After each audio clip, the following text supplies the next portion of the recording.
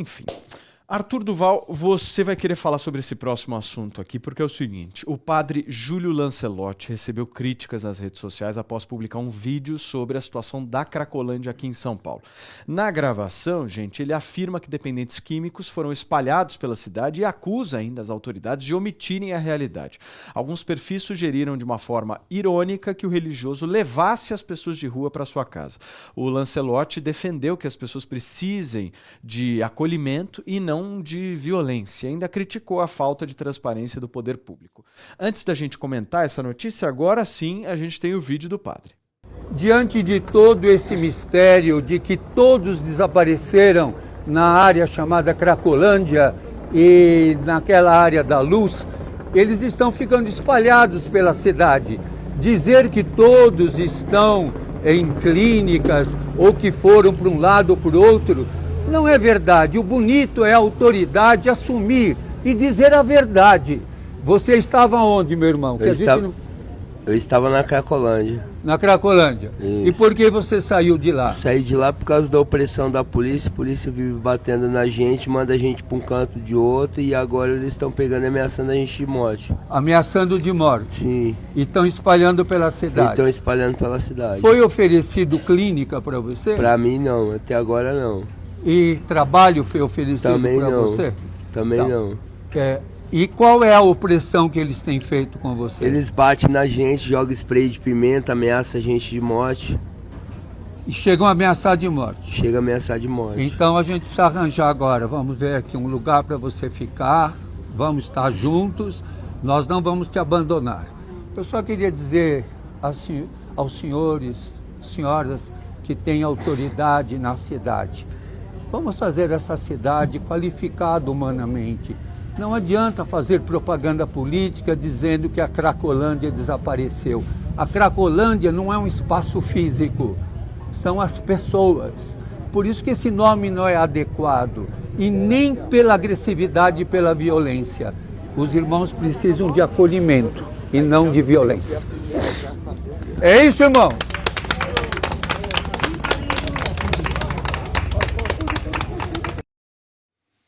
Muita coisa pra gente discutir sobre esse vídeo, mas antes o Fefe pediu aqui. Fala, Fê. O Ivan Mota estava aí assistindo o vídeo com a gente e mandou um superchat aqui dando seu comentário. Diz que o padre Lancelotti trata a Cracolândia como abrigo de pets. O Ivan Mota escreveu isso. Isso, a opinião do nosso querido Obrigado, Ivan Mota. Ivan. Arthur, vou começar por você, porque é o seguinte, você já tem feito várias críticas ao padre que eu acompanho, mas assim...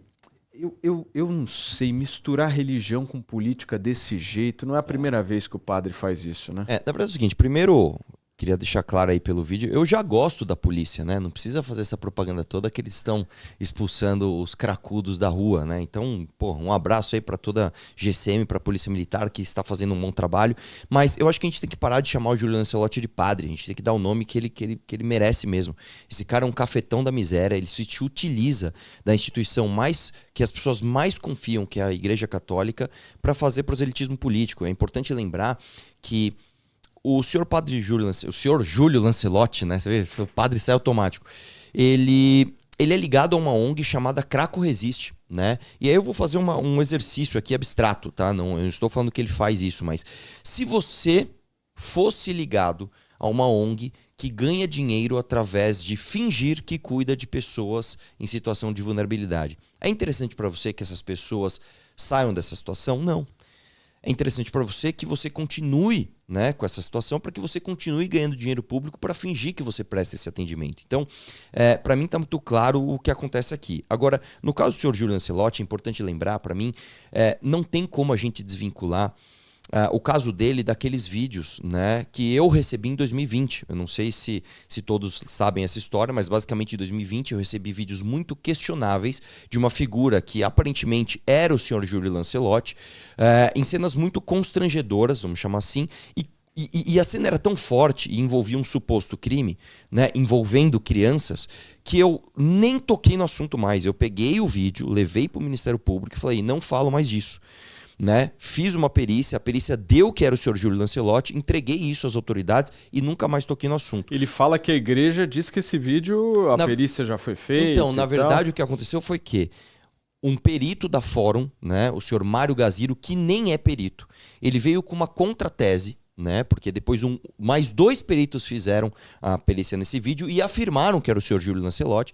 Aí veio um outro perito, que não é perito, Mário Gaziro, da revista Fórum, com uma outra tese. Ele disse que eu contratei um sósia do senhor Júlio Lancelotti, fiz um estúdio que replicava a casa dele inteira para forjar uma denúncia desta gravidade. Aí devolvo, então, o desafio. Se eu fiz tudo isso, por que o senhor Júlio Lancelotti não me processa? Porque não estamos... Não houve nenhum processo. Nenhum processo. Ninguém está tratando de ele roubou um copo de café. Não. Nós estamos falando de um suposto crime muito grave. Como é que uma pessoa forja uma denúncia como essa e sequer é processada? Então, para mim, está muito claro o que aconteceu, né? Agora, os mecanismos internos da Igreja Católica de fiscalização ou as politicagens que eventualmente ocorram lá, eu não posso dizer, eu não conheço. O que eu conheço existe um vídeo, existem 3 peritos que afirmam que o vídeo é o senhor Júlio Lancelotti, é esse vídeo aí, o rosto dele é melhor não passar, mas assim, todo mundo conhece esse vídeo já, e este senhor, eu entendo a preocupação dele. Como é que ele vai brilhar, né? Como é que ele vai fingir que ele é caridoso? Como é que ele vai usar as pessoas em situação de vulnerabilidade para ele aparecer se não tiverem mais essas pessoas? Né? Então, para mim, está muito clara a preocupação dele, que é uma preocupação consigo próprio. Quero ouvir o Reis também. Não daqui a pouco parece que uma coisa tem a ver com a outra exatamente. Na verdade, não tem nada a ver uma coisa com a outra. Inclusive, não há nenhuma comprovação de que o padre ganha dinheiro através dessa ONG também. Então é muito fácil a gente falar, o padre atua na ONG. Gente, o padre, ele é um religioso que, independente das pessoas concordarem ou não com ele, se ele está trabalhando com pessoas em situação de vulnerabilidade, ele está, querendo ou não, seguindo a Bíblia. Então, por mais que as pessoas não concordem com a questão política, com as bandeiras do padre, muitos padres estão por aí fazendo coisas que não são coisas bíblicas. Independente dessa questão do vídeo, né, que a gente não tem como provar se realmente é exatamente, né, mas a questão da Cracolândia também, uma coisa que eu achei que é interessante, o padre foi uma das únicas pessoas que foi lá ouvir as pessoas que estão nessa situação. Eu não vi a prefeitura ouvindo esse lado da população. Eu entendo o que você está falando, eu só vou te falar como católico que eu sou. E olhando o padre está mais militante do que padre. Eu acho. Olhando assim, eu vejo mais... Mas ele não faz a caridade lá, não dá as coisas, não vai mas atrás, se você for acolhe. analisar, por exemplo, no meio da missa, ele vai lá e começa a xingar Israel. Imagina, se eu vou numa missa de domingo, eu quero simplesmente conversar com Deus, ter meu momento, aí o cara tá falando lá de Israel, e Israel é isso, assassino, genocídio de Israel, tal, mirando numa comunidade que existe no Brasil, que é a comunidade judaica. Aí o cara vai pra rua agora, se você analisar o vídeo dele, ele só fala da prefeitura. Como se fosse a única responsabilidade ali fosse da prefeitura. Essas pessoas estão num nível de pobreza por todas as instâncias públicas. Eu gostaria de ver um padre olhando para o Lula e criticando o Lula, indo para cima do Lula, querendo mais ajuda do governo federal, do Tarcísio, do Igor. Se você só ficar nessa lenga-lenga política municipal, isso é militante. Eu pelo menos vejo assim. Como é que você vê, Diogão? Holândia é business. E o padre Júlio Lancelotti é instrumento, é uma ferramenta desse negócio todo. As ONGs que ganham muito dinheiro tem o lado de invade, deprecia o lugar, derruba o preço, aí compra, o crime organizado compra, muda a Cracolândia, valoriza o lugar e assim vai. Estado e prefeitura se juntaram pela primeira vez. Vá na Praça da Sé, por exemplo, e veja o quanto mudou. Vá na Praça Princesa Isabel, ande por essa região. Está melhorando.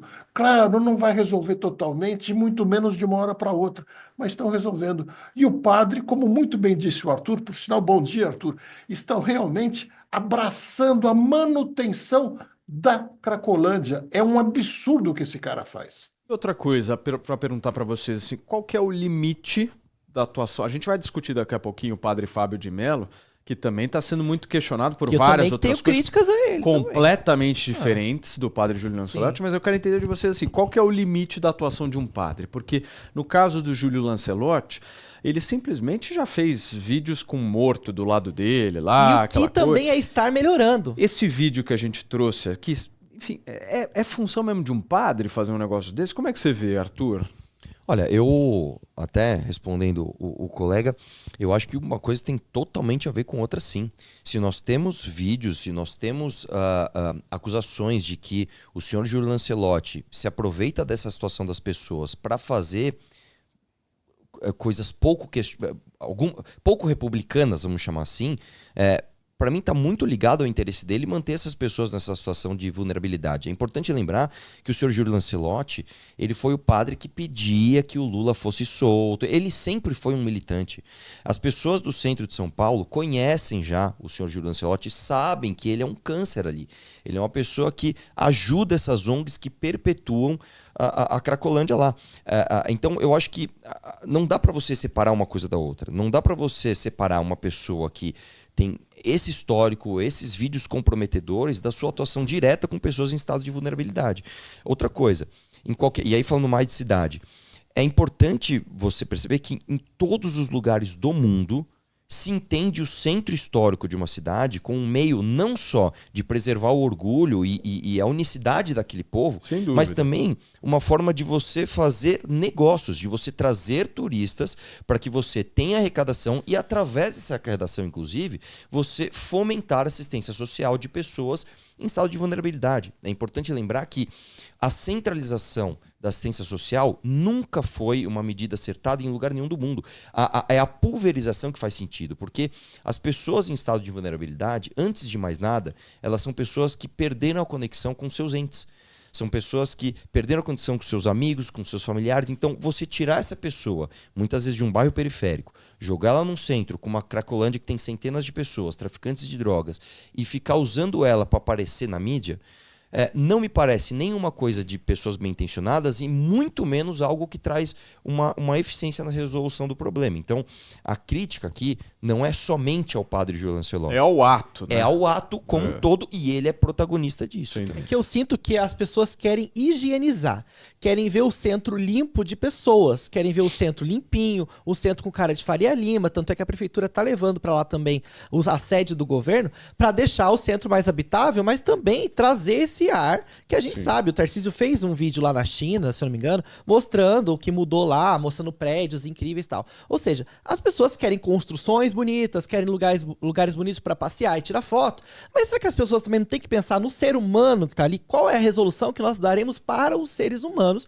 que estão ali, independente da higienização estética? Só me dá asco sempre, independente de quem seja, quem se aproveita de miséria. Quem se aproveita de miséria, ele é um negócio que eu olho e falo, puta, mas a pessoa naquele estado, a última coisa que eu vou pensar em fazer é vídeo, sabe?